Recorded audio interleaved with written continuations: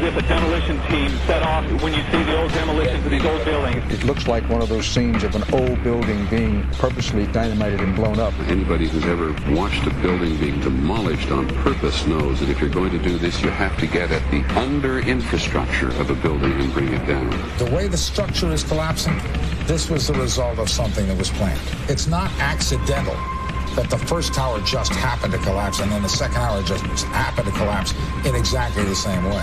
How they accomplished this, we don't know. The building collapsed to dust. You don't find a desk. You don't find a chair. You don't find a telephone, a computer. The biggest piece of a telephone I found was half of the keypad, and it was about this big. What happened to the concrete? The concrete was pulverized from river to river. There was dust powder 2-3 inches thick. The concrete was just pulverized. Reminiscent of those pictures we've all seen too much on television before, when a building was deliberately destroyed by well-placed dynamite to knock it down.